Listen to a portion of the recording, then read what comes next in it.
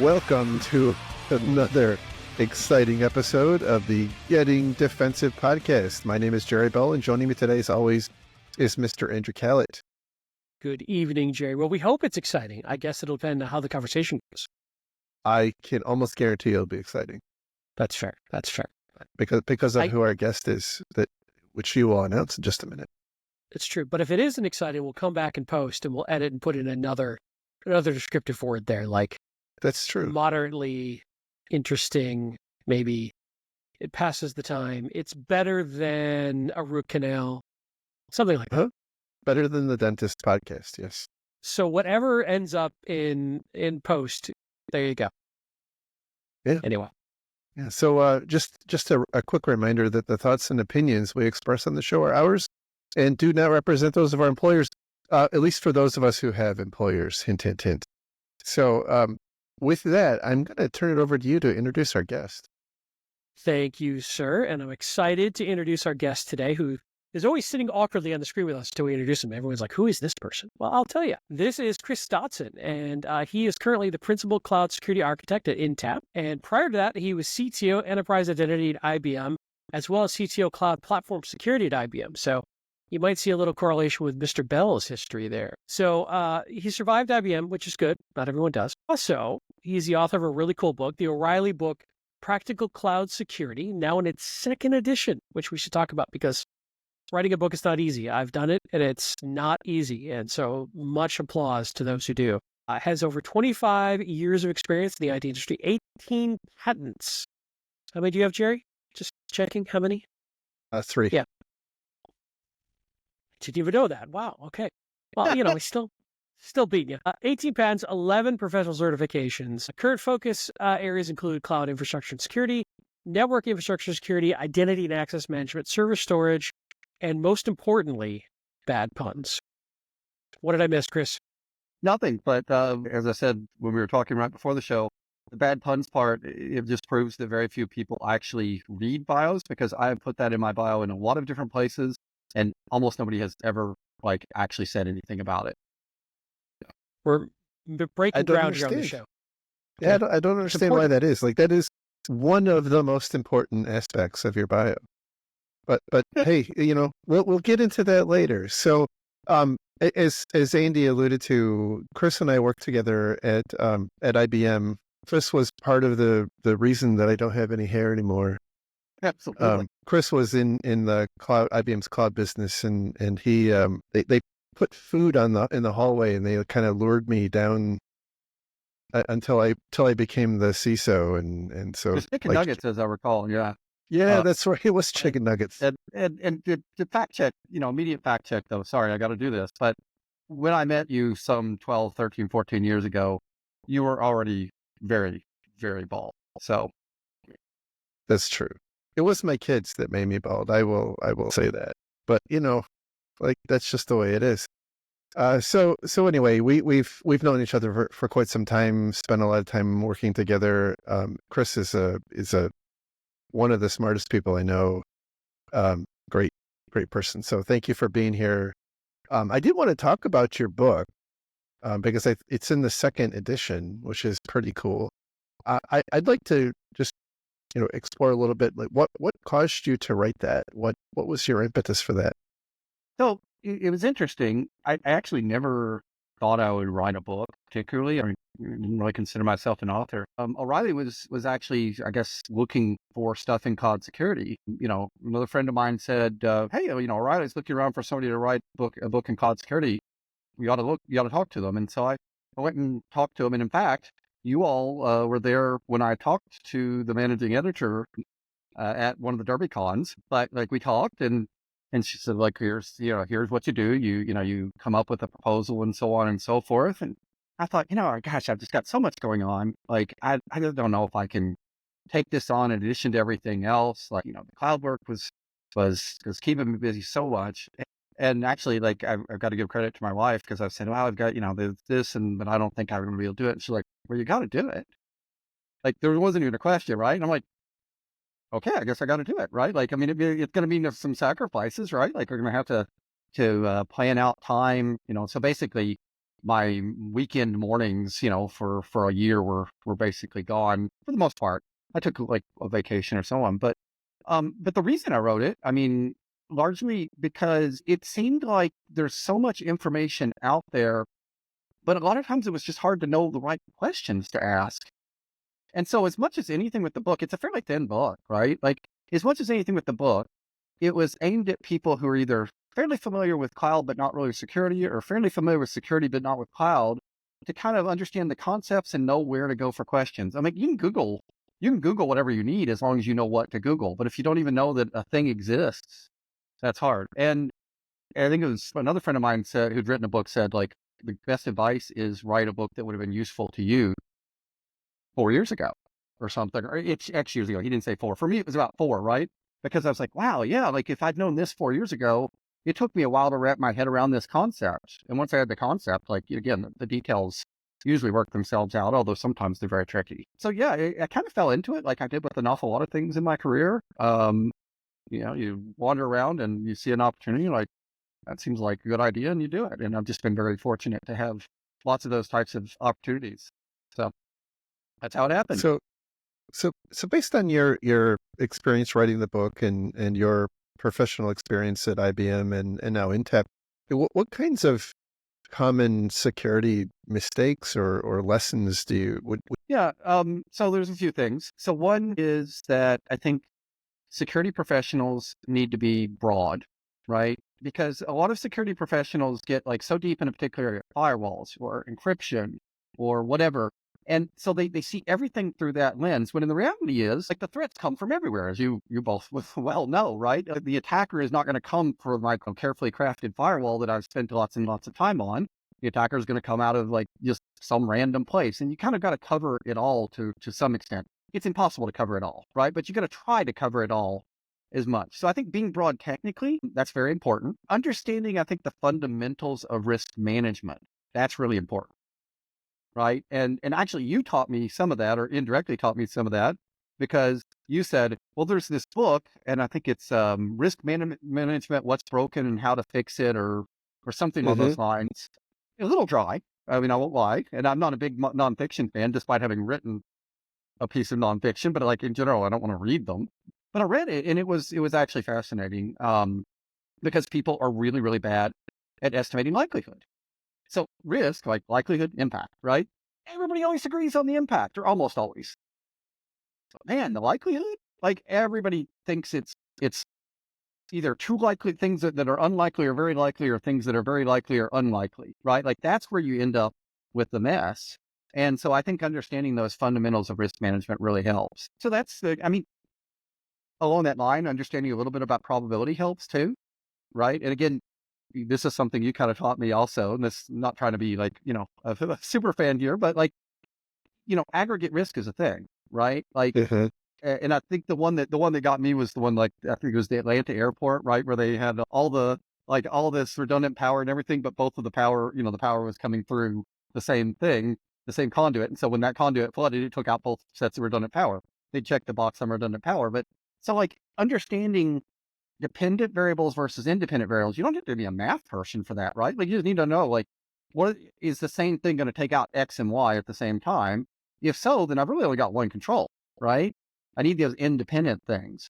So I think that's an important part of risk management, and which is an important part of being a security person. I also like to say, operate, sometimes you have to avoid wasting your time, right? And so sometimes you have to operate under what I call the principle of already screwed, right? Which is, if like, if your threat model is like, well, somebody like compromises the cloud provider and takes over X, Y, and Z, and what, at that point, like, there's really not a lot you can do about some of those threats.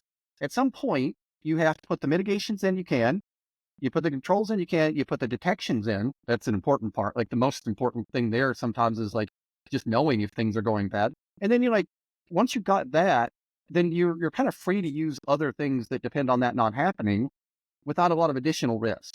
I mean, you have to be careful on that thing you're deciding to trust, but you want to make sure that you're not trusting like a bazillion different things, and you want to put your trust, I think, in generally speaking, in fewer really solid things if you can. Great advice, but of course, doing it in practice is hard.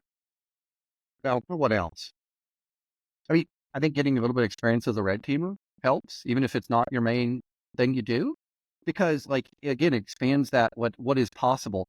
I remember I was going through one of those online hack the box or something like that, and it's like, now let's try a blind SQL injection attack. Like you can't see any output from the database, but let's see what happens, right? And man, like that opened my eyes. Like I need to evaluate the impact of blind SQL attacks is higher than I would have thought it was, because I saw that I was able to completely compromise that little fake environment, right? Easy fake environment. But I was able to completely compromise that using a blind SQL attack. So I think that's good too. I guess that's a lot of, general So stuff. good stuff. What do you see commonly being done wrong that leads to problems? Land. So You can answer this with Jerry's entire tenure at IBM if you'd like. But- Working for Jerry, yes. Yeah. gotta admit, I was really like, kind of hoping to be like close up and like right in front of a your mom joke. Like that's like watching the space shuttle take off, right? Like It's up and close and personal with the your mom joke. That like that would be that would be amazing, and I hope that happens sometime. So well, coincidentally, I was up close and personal with his mom last night. thank you. You're welcome. Maybe another one will sneak its way in. We'll see if we'll even want to hear this episode. Goodness. So what is done wrong aside from your mom? Yeah. Uh, what is done wrong? Identity and access management, obviously a big thing. Now that was a big focus of mine. So like you tend to view things through the focus of what you were like, dealing with most, but it really is a big thing. Like people, like what is it? Verizon DBR is something like saying something like, or maybe I'm misattributing this because I often do, but the attackers aren't hacking in, they're logging in. That's not entirely true. Like app vulnerabilities are and unpatched vulnerabilities are still a big part of it, but not maintaining your access control is a big, huge problem. Not keeping up with patches and prioritizing those, right? I mean, everybody knows that stuff too. But I think in a large part, it's like, in a more meta sense, it's being either like too alarmist or not alarmist enough. And I've been on both sides of that plenty of times, right? I'm certainly not maybe any more than intermediate level on that, but it is really hard to know what to freak out about and what not to freak out about. And, you want to err on the side of caution a little bit, but not so much that you're constantly freaking out, because then nobody listens to you. Mhm. So I think I see that done a lot too. People will say, oh my gosh, we've got X vulnerability and so on. Well, yeah, you should have patched it, right? No, you shouldn't just, what is it you said? You shouldn't just build a pipeline from your vulnerability detection system straight into your risk acceptance process. Like, you do need to actually patch a lot of it, but there are some things that aren't as big of a deal, and you should let them be lower priority, and you work on the more important things. So you can't, prioritization is super important. I think I see misprioritization an awful lot. So if we dig into IAM a bit, what sorts of challenges do you see?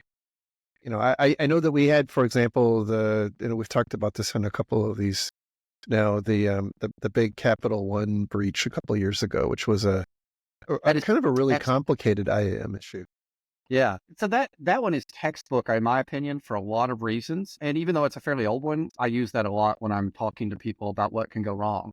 And so, I mean, you both know, but just like for the benefit of people listening, essentially what happened was attacker fools the web application firewall into retrieving something it shouldn't. And in that case, it was a VM credential, an identity document in AWS terms. Retrieves the identity document, then proceeds to use that same identity document, which is the next 509 cert, to go get a token and go access all the stuff out of the buckets, and then just pull the stuff out. And there's so many things that went wrong there, right? So one is you've got the WAF problem, but then you've got the non-human identity not being properly managed. And so, by the way, to answer your question, I think one of the big things right now is non-human identities, right? Like, I think we still have a problem with humans being impersonated. Mm-hmm. And I realize I'm interrupting myself, so I apologize. But we have a problem with human identity still to some degree, to a large degree even, with password spraying and credential stuffing and all those types of things. But people are starting at least to get the memo about multi-factor. Sometimes they're still using SMS as two-factor, which I think is a terrible disgrace. It's still better than nothing. But the non-human identities aren't really well managed either. And this is where a lot of people think secrets management is the solution there. And I'm not sure I agree, by the way, but you've got to manage those identities. So the first problem is they got the identity. Then the second problem is they were able to use that identity because the WAF, for whatever reason, had access to every S3 bucket. And this is easy to armchair quarterback. I'm sure the people who set this up were smart people that were motivated to do the right things and so on. I have sympathy for them, but that had all that. And then the stuff that was in there that was super sensitive was just using the sort of the standard encryption. So you could have put an extra layer on the really complicated or the really important stuff, like encrypting it in the app or something else. But it wasn't. It was just open. Those were open to the world. They didn't need to be at that time. They should have been constrained to where only at least the attacker would have to go break into the network. I mean, it's not much, but it's something, gives you a chance to detect them. And then there's no logging or monitoring. All of that data starts flowing out, and nobody's like, why the hell 30 gigs just fly by, right? None of that was there. And so it's an example of 5 or 6 different controls, any of which could have made this either prevented it or made it considerably better. So it's a perfect example of it. So yeah, I love that one. And I think that illustrates both your non-human identity problem and lots of other problems in there. So when we're talking about non-human identities, are you assuming that's what's really behind the rise in UFO sightings these days, or is that unrelated to right there, right? Yeah. No, in all seriousness. And it shows up on the camera, but I like my access when I 3D printed a little thing that makes it look like a UFO. So, Nice. yeah. So, no, in all seriousness, I think they're calling them something other than UFOs now. It's UAPs. Thank Yeah. you. Yes. Yes. I should have known that you all know that. But I'm old school. I want to believe, so I still call them UFOs. But we're talking about service accounts and such, like machine to machine accounts, some sort of API to API sort of call is what I think you're mainly talking about, right? Right. So all those system to system communications or service to service or whatever you want to call them. Yeah. So I know you're kind of a fan of secrets management, and I think secrets management is not really the right, it's important to do right now. I'm not saying it's not, but I don't think it's the right way forward, right? I think the right way forward is things like managed identities. So Azure calls them managed identities, and AWS calls them identity docs. And then, there's a standard for these things, Spire or Spiffy, right? And then there's a reference implementation of that for Spire, and Uber's using that at scale. You can look at their YouTube, or at least they were a couple of years ago. I saw their YouTube on they've got, they're handing out all these millions of identities. So everything that comes up, whether it's a process on a machine or a container or a VM, is endowed by its creator with an identity. And that identity can be then used for authentication and authorization purposes. It totally gets rid of the need for all this secrets management, this mucking around with secrets management stuff. And I think that's clearly the future to me. The problem is just getting there. Not everybody's, understands conceptually yet. And then it takes time for the architectures to move through and all this. But I really think that's the future of this. I think secrets management is a stopgap. Well, we suck at it as an industry. That's for sure. We absolutely We're do. terrible at it. Yeah. And if you're losing the game, change the game, right? That's the James T. Kirk model. That's true. I mean, I think typically when I'm talking about secrets management, I haven't honestly looked into that, and I'm very curious now. And it's more just, I'm always seeing really loose management and really sort of convenience over security when we're working with secrets, and just whether it's developers or whether it's infrastructure folks or whatever, just not thinking about the way that you're storing that identity and how quickly it'll be captured, reused, abused, etc. Much less if you need to rotate it, how are you going to rotate it?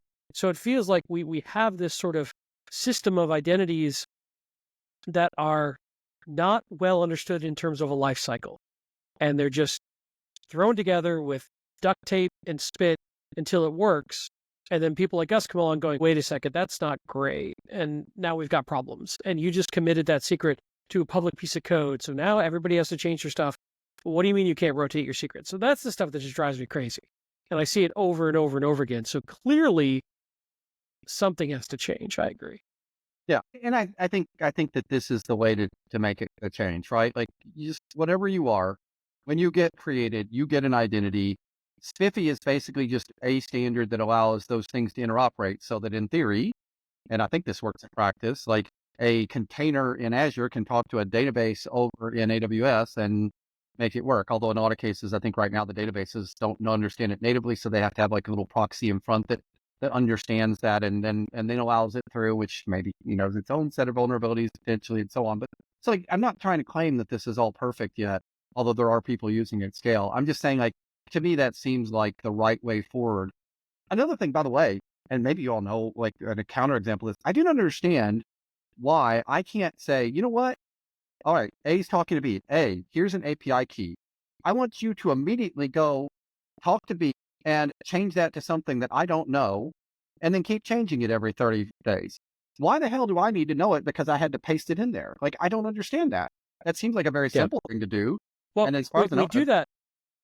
We do that with privileged identity management or privileged access management tools today, where they have a shim that you get a temporary cred and it changes immediately after you use it. So with interactive human logins, we've got that going. I think part of the challenge that people run into, and I don't know, but I agree with your point, that's a great idea, is when you lose the interactivity of a human-derived login, everything just to work transparently in the background. I think people are very gun-shy of screwing with that.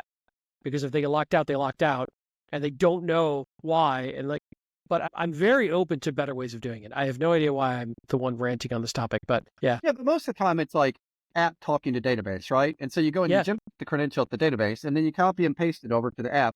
And if you know what, if app loses it or something happens, you just go create another one, right? Yeah. Now, this is another important point: is like thou shalt not share identities across things that really, where you really shouldn't, right? Like you don't want to end up in a situation where I've got 13 different apps and they've all got to coordinate to change to new secrets. That's dumb.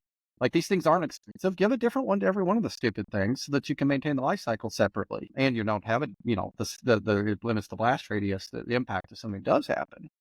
So yeah, I think I agree with you. Secrets management's totally screwed up. I just don't know that and I've implemented vaults and by like HashiCorp Vault, good, good thing. There's plenty of other good ones too. And I like, Azure Key Vault and AWS Secrets Manager, I think it's called or whatever. Like those are all good things. I'm not saying stop using those or keep doing like the copy and paste thing. I'm not saying that at all. I'm just saying like longer term, we want to set up the system to where what we're saying is pods with this particular tag from this particular cluster are allowed to access X. And you just set that rule and you don't worry about like how that happens, particularly because the pod gets the identity, it gets signed, the destination thing trusts that identity, lets you in. This is something that should have been abstracted away from our worries a while back, I think. And I just don't know why it's taken so long, speaking as someone who has done no work whatsoever in making this happen. Well, I mean, that's our job now as podcasters. We just sit here and just whine about other people not doing it right. Just throw rocks. Yeah, we just sit here and throw rocks. It sounds a lot like tangential. It's not completely equivalent, but what you just described reminds me a lot of the whole LangSec movement, right? Where you're more kind of describing the outcome, and you have systems that enforce that without having to understand the innards. I think that this is an example of something that I think we, like writ large, struggle with, which is that passwords, for better or for worse, are like the least common denominator. Like we struggle with that across everything. And so you got some old ass shit sitting in the corner that needs to talk to something new. The only common denominator you have are static credentials. And I think that's, it's gonna take some time to get past that. So even after we come up with what you just described as the new nirvana, like that's gotta kind of flow through the system, and that could take a very long time, but it's a great idea.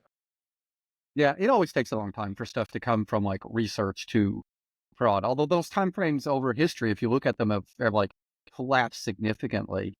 I heard a story, by the way, and this is completely tangential, so stop me if you don't want to hear it, but I'm already started now. So if a story that like there's this mathematician, I don't remember who it was, and like just browsing through the market in the 1800s or something, sees oranges stacked up, right? And the oranges are stacked up in a pyramid, like at the market or something. He's like, yeah, that's pretty cool. And I wonder if there's any better way to stack it.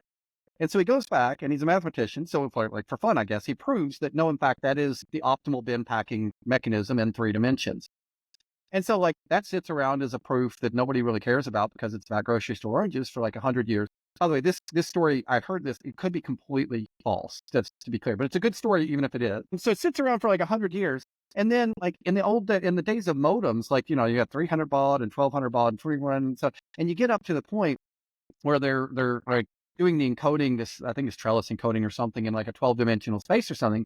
And when it comes down to is a bin packing algorithm, because you're sending error correction stuff and you get those little balls with the actual signal, and then the ball around it is the error that it can correct into being the actual signal. So you do all that and it's a bin packing thing. And they're like, well, like there's this proof from like, we've got this, is there any better way? And they look at this proof and they're like, no, this is the best way to do it. Like it's mathematically proven. This is the optimal bin packing algorithm. So like your DSL modems and other modems, I think, are basically using multiple channels, and people that with actual signals experience that are not, can correct me because I'm probably, again, may have this wrong, but like to this day, it's using those same sort of bin packing algorithms because it's provably optimal. So like some mathematician in the 1800s coming up with like, something that is now used in a lot of our communications channels. I think that's just fascinating. That is cool. It reminds me of, this is very old school. I don't know do you ever remember the TV show Connections, or The Day the Universe Changed by James Burke? No, Yes. I don't think I saw that one. You see that? Yeah. So this was back in like the 80s. And it's this sort of concept, which is really cool, where he traces these earlier scientific advancements that seem very unrelated, but lead incrementally to something else in ways that you never would have expected. And he's a really interesting, like, this is very old school now. I mean, believe me, it's like, it's early 80s, but it's still very relevant and valid, where you can see how something like, one example that we know a lot about is like the printing press, leading into weaving, leading into punch cards for how you programmed a weaving loom, which led into early computer programming, right? That's one example that comes to mind. But there's other ones like how a perfume bottle led to jet engines based on the way that they could spray, the aerosolization and that sort of stuff. There's all sorts of really cool things like that. No, based on this story, you might really dig them. And I always thought like the way he told these stories was so amazingly interesting, how you trace all these different, very, very independent scientific evolutions, and how somebody could take these 5 different little pieces that were all very, very distinct and very separate, bring them together to create something net new that never could have happened without all these 5 other little things in all these other areas that came together. So anyway, just a little pitch for him. And that was a good show. I do remember that. That was a very good show. I will have to check it out. I've not even heard of it, I don't think. So that's awesome. I will definitely look it up. So it's a long time ago. He wrote some books on it too. Yeah. Anyway, back to you, Jerry. So what about like passkeys?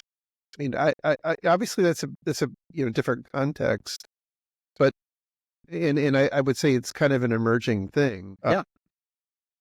So I am a big passkey advocate, as you might know, and so I've been very much pushing getting passkeys out. And what a lot of people don't realize, a lot of people just think of it as, I've got my username and I've got my password. That's how I get in.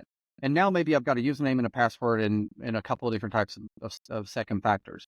But in reality, like all those things are just authentication methods, right? Like a password's one, or a PIN is one, which is like a password but linked to a specific device. So it's quite a bit different and can be shorter for that reason. A certificate is one.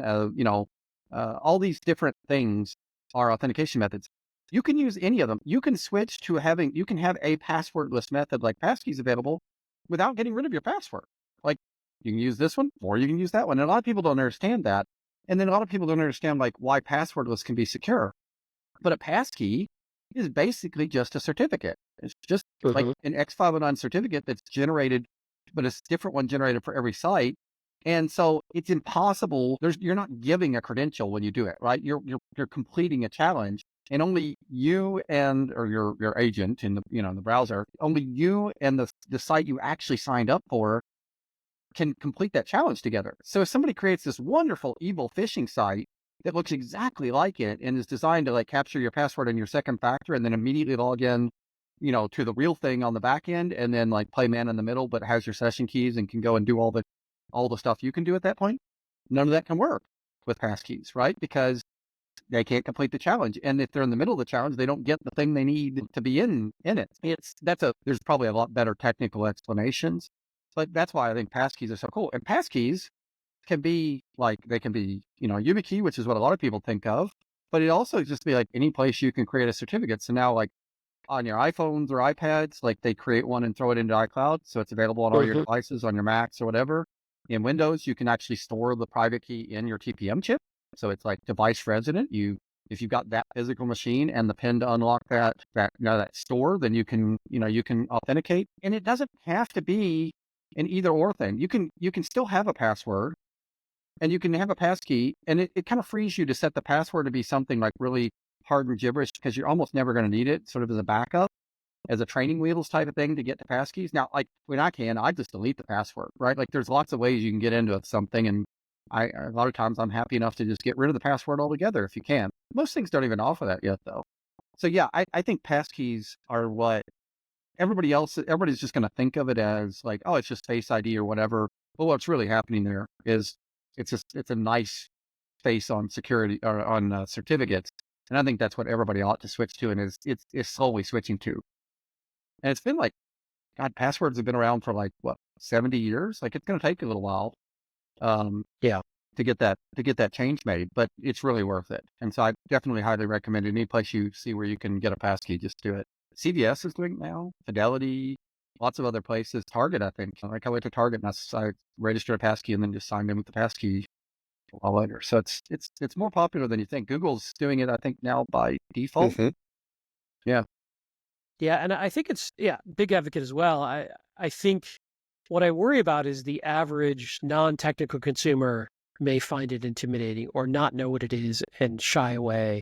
And like I said, passwords have been around for 70 years. It's sort of like we've kind of taught society what a password is, and everybody kind of gets that, even if they do it poorly. I think it's going to take maybe a generation or two to get passkeys to that level of acceptance, unfortunately. For the average like consumer grade, hey, I'm logging into my bank site sort of thing for the non-technical people. But it's still an improvement, moving in the right direction. Yeah, I think so. And you're right. I mean, some of these things take generational type change or at least a while for people to get used to them. But if we don't talk about them and evangelize a little bit about them, I don't know that it happens, right? Because a lot of people don't really see the risk there. Like if something bad happens, they're sad about it, certainly.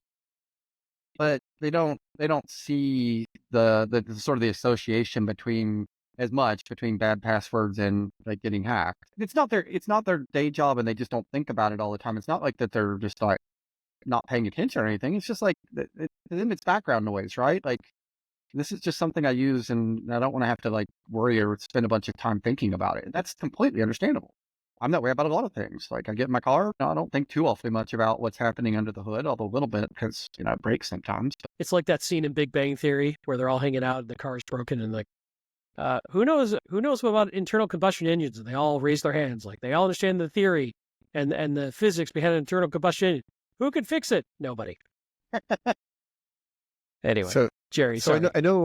I know one password. I'm a prolific 1Password user, and they've actually made the user experience for passkeys super easy. Like when you go and sign up for something, it just prompts you, and you just click a button, and now you have your key, and you go to log back in, it asks you if you want to use your passkey to log in, and like it's I would say even easier than a password, the way they've implemented it.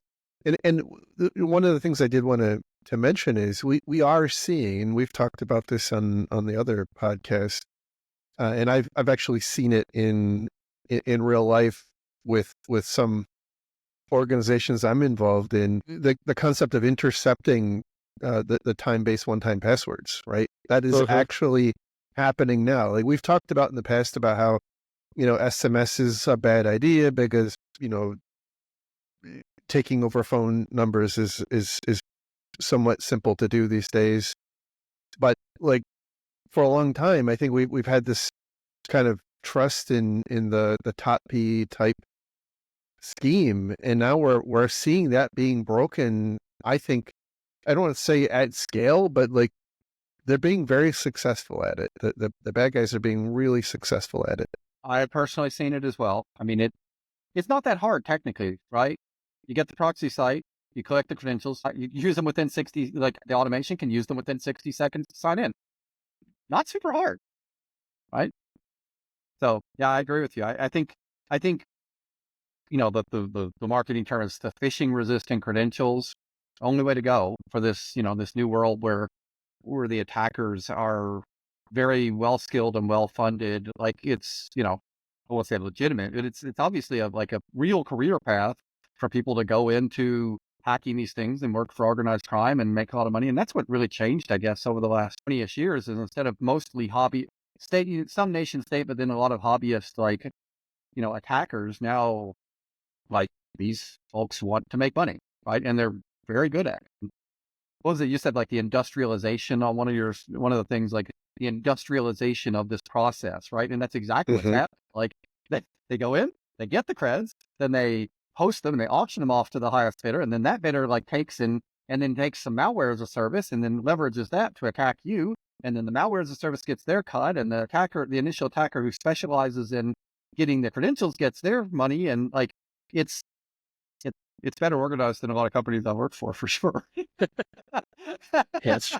And these are criminals, Right. Jerks. But they're highly motivated, and money is a good motivator. It certainly is. So yeah, I think that the way people need to think about authentication absolutely needs to change. And passkeys, I think, are the best way to do that. And you're right, the experience is great. 1Password, it is cross-platform, which is nice. So like when I've got my passkey on, and I use it on my workstation, on my Windows workstation, I use it on a Mac, I use it on my iPhone, on an Android device, it works everywhere.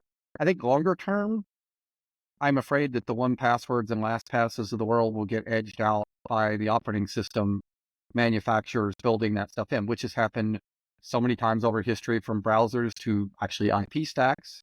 People must remember Trumpet WinSock, right? Like all those things were originally extra add-on things, and then they got built into the operating system. And it seems like the password wallet functionality is right for doing that too. So we'll see. Maybe, but you bring up a good point about the cross-platform, cross-device, cross-vendor need to sync that stuff. So the FIDO Alliance just put out something about the standard for exporting and importing the passkeys, which has its own set of attack vectors, right? Then there's a place where you can steal those from if they've been exported. But for general users, that's not bad, right? Like you take it, you do it, and then it deletes the file or something. Probably pretty minimal risk. A lot of organizations, they want unclonable passkeys.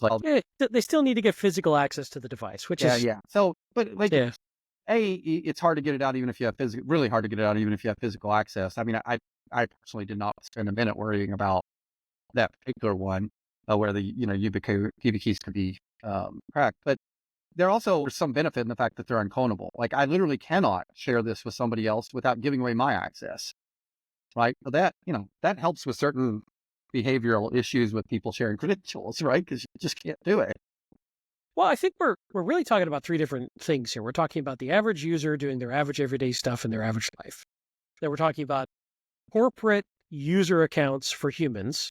And then we're also talking about non-human UFO driver non-human service accounts, right? And they're sort of like three different classes of problems with three different solutions. Like in a corporate environment, I'm at the end, SSO all day, every day. Just go find a good SSO provider and just make that go in a corporate world, for your users is kind of where I'm at. It's my default easy button. But they're all different problem sets, right? And with generic users, and I know I'm just sort of ranting here, if it's too difficult, they're not going to do it. Like if my bank forced you to use a passkey on a YubiKey, they would probably lose half their customers. And they know that. So they won't do it, right? It's an interesting problem. I think Yubico eventually may have a problem too, though, right? Because it's very clear to me that whatever electronic magic you have in here can also be in here. Sure. Like there's absolutely no reason that the phone can't be, whatever phone model you like, can't have the same protections and such as a YubiKey. they sell these things for like what, $40 or something, or $30 or 40 or 50, somewhere in there. Like the phones cost so much that having a version with that built in for an extra 30 or $40 would not make a lot of people bat an eye. And then just like power windows on cars, eventually it's standard, right? Like it's a luxury to start with and it's standard later. So yeah, I think we've underestimated in the past how much of a personal computer and the all-in-one device this happens, and I don't think that's necessarily going to stop. I think it's going to it's pretty clearly turning into your main identity. And while on that, like, why in the heck can't the federal government like give me a public key in addition to my social security number, which is widely known by every hacker everywhere, right? Just having a list of, a set of public keys would like actually make several things. There's privacy concerns, obviously, but like when I actually want to prove who I am to the bank or something, that would be super useful, right? Like if they just sent me a smart card and I could like, I don't know, like that seems right. Wasn't there a proposal for a while that the U.S. Post Office was going to do something along those lines? I thought it never got off the ground, but I vaguely recall that. I could be wrong, but that's when they were worried about what they were going to do. Because email was taking over, right? And then people didn't realize Amazon was coming. So there you go. Well, and I mean, I have a whole rant on social security numbers. Like if we could just change them when they get leaked, maybe we could stop some of the problem. But nope, that technology doesn't exist. Sorry. No. I mean, in general, it seems like the only right answer is just to not trust a social security number as being a secret anymore, right? Which I think seems to be the way everything's going. But there's no good replacement, right? If we had public keys, like, some government assigned like public-private key pairs, that would be useful. But a huge amount of the population would just shy away because it's government issued. Sure, right? but they don't have to use it. Like, you see all the stuff too, right? Like, yeah, sure. Now, like we're talking about an overnight, type of thing. Just like add it as an option. Let the new, like the early adopters, like the same adoption curve that always happens, right? Get the early adopters and the late early adopters and all those folks on, and eventually that's how change happens. Well, wasn't it included in the COVID vaccine anyway, I thought? I did not see it come. Anyway, now that I've derailed that entirely. Oh my goodness.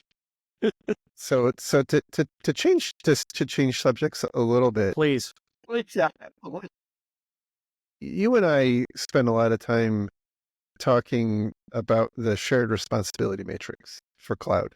Yeah. With customers. I have no idea what you're talking about, but no. No idea. And recently, one of the things that's been talked about quite a bit is this shared fate model, and I wanted to see if you have any, if you had any perspective on that.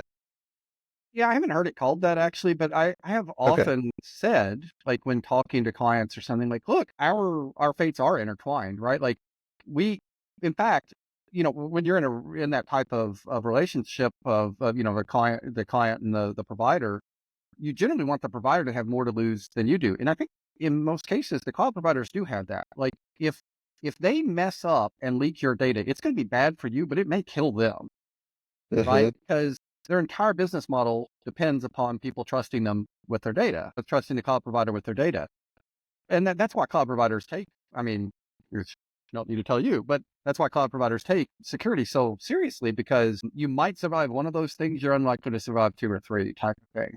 It's bad enough when, we see what happens to other security providers when they, when they mess up and they take a hit temporarily. And then sometimes it's a more permanent thing. I don't know if LastPass, for example, is still recovered from all the issues from a few years ago in terms of market share. Like I think that certainly they had a large chunk of the market and they've lost at least some of it, I think. I don't know what their market shares are.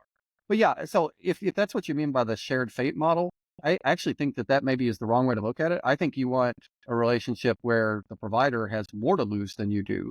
Like they're not just sharing in your fate, they're exceeding it, right? And I think that's generally like the natural order of things. Well, I think it goes beyond. I mean, obviously, that's an important thing, but I think it goes, for a long time, and I think cloud providers are finally getting on the bandwagon. But like multi-factor authentication was optional, right? It wasn't mandated, and so because cloud providers, they were giving you, the customer, enough rope to hang yourself, basically.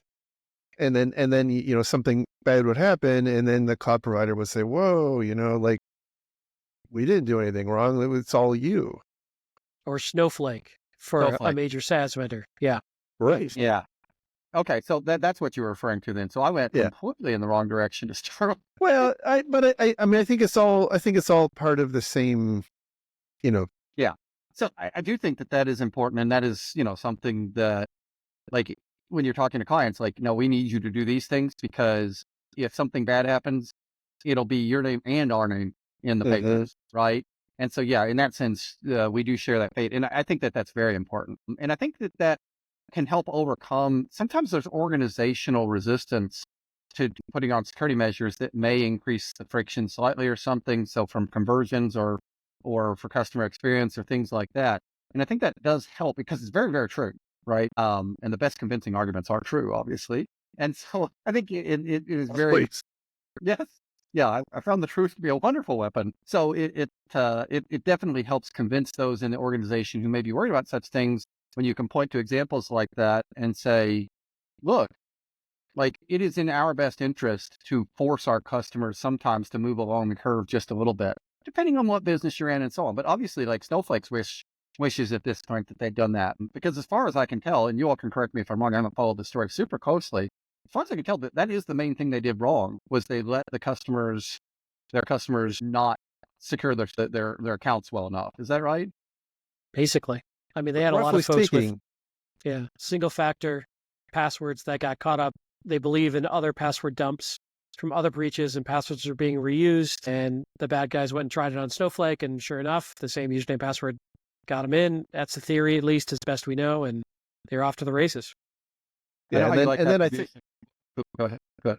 yeah, then I think it was exacerbated by media going to Snowflake and saying, what the heck, guys? And Snowflake said, we weren't hacked. It was all our customers' problem. Yeah, blame the customer rarely works out well. I know how you like attribution, Andrew. So, like, who do you Absolutely. think it was? Do you think it was the Martians in this case, or the Venetians? It I was, think so as it Jerry's trying turns, to. I think Jerry's trying to line up his post IBM career as a cyber criminal, is what I That's think. right. So it turns out, apparently, it's a Canadian. I think That's true. Nobody they expected that. No, it was. you never. I mean, they're so polite up there. I'm sure he apologized as he was stealing the data. I did. Oh, I'm sorry. I'm sorry. sorry, eh? Hey, got all your data. Eh? My apologies to any of the Canadians listening, because But yeah, Sorry, so nobody watches this show. It's okay. Don't worry. okay, good.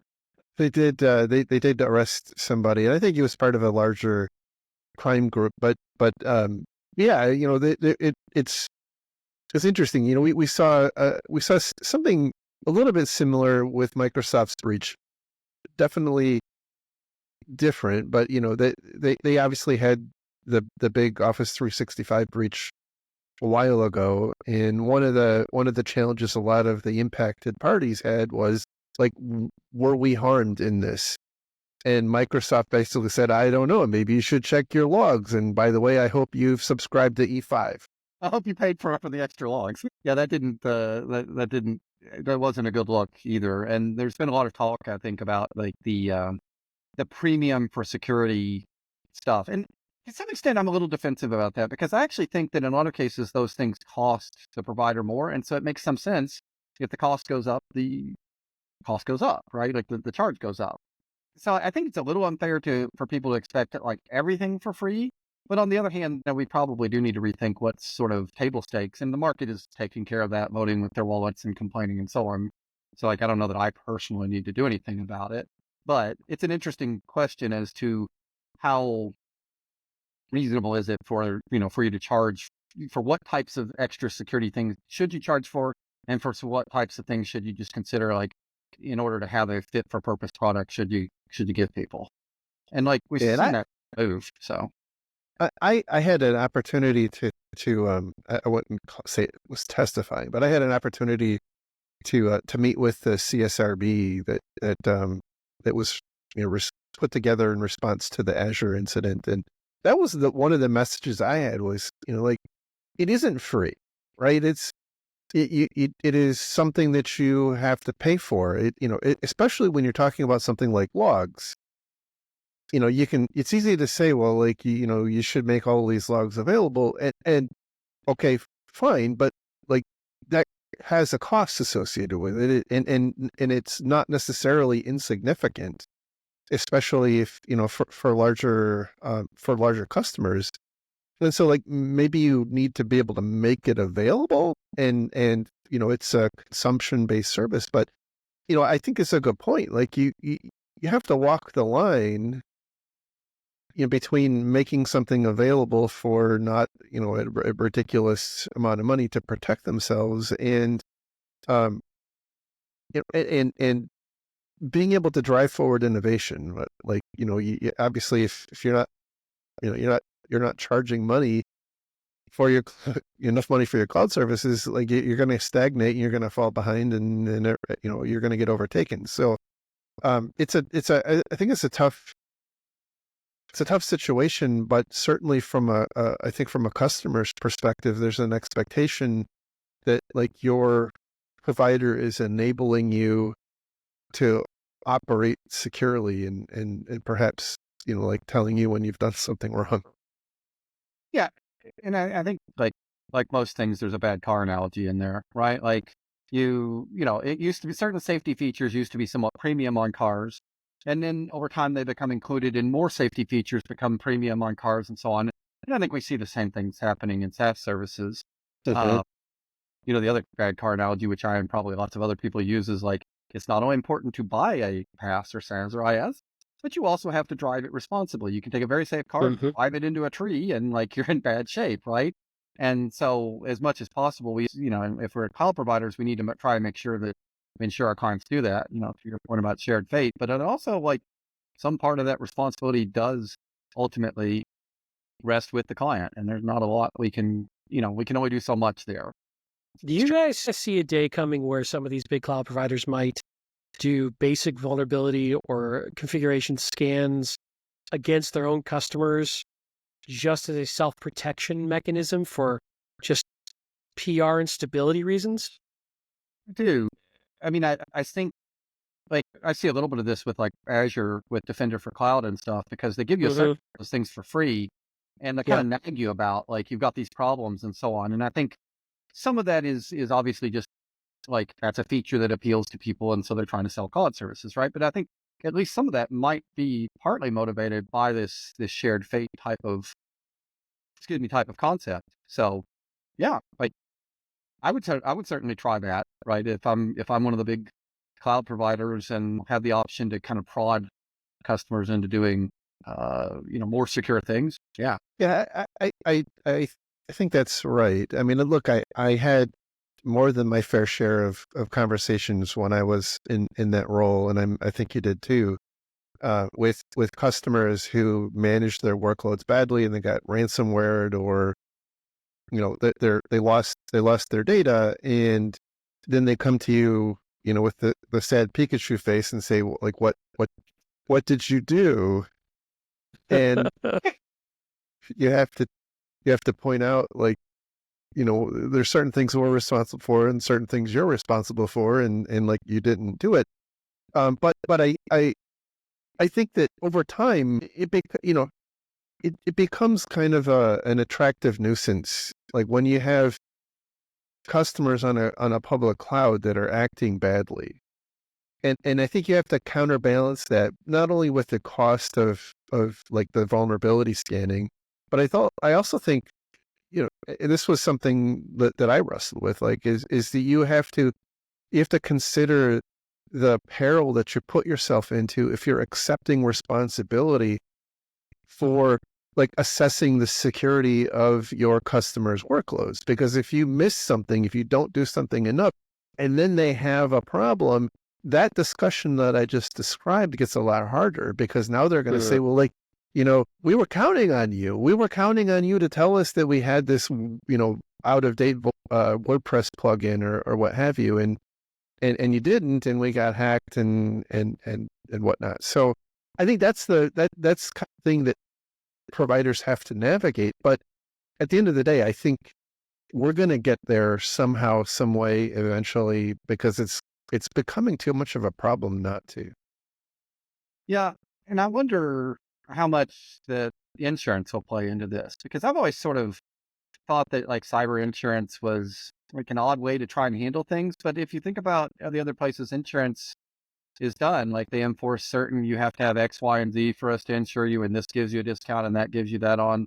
And I think you all have more experience with this than I have, because I haven't directly negotiated one of those. I've just been sort of on the sidelines, throwing a few pot shots in. But like, do you think cyber insurance is going to drive the right behavior in some cases among, for clients, where like that takes some of the load off the cloud providers to make the insurance Somewhat. guys?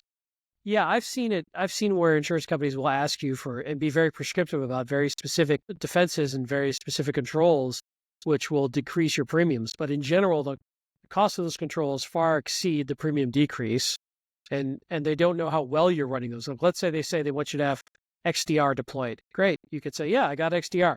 They don't know if you're running it well. And usually the cost of the XDR far exceeds whatever you're going to save in cyber insurance. But yeah, I do see that from the cyber insurance companies saying, here's what we see lowers claims, especially around ransomware. Yep. No, I think that would be good, because like,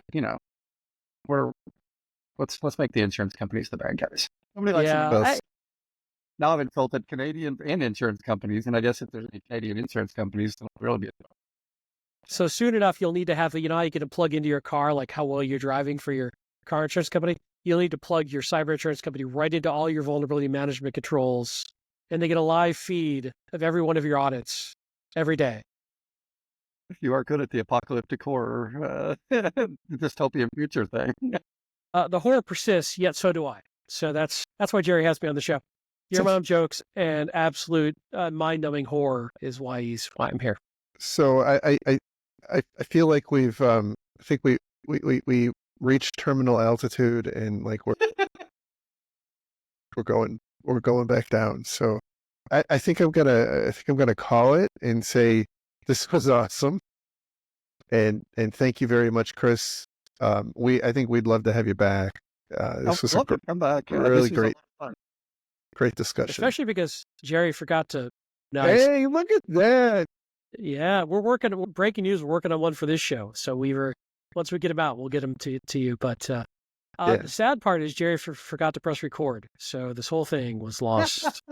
I see the little red line. I know you're lying. We'll get to do it all again. But this was great. If people wanted to find out more about you or follow you, what's their best options? I am not cool like you guys.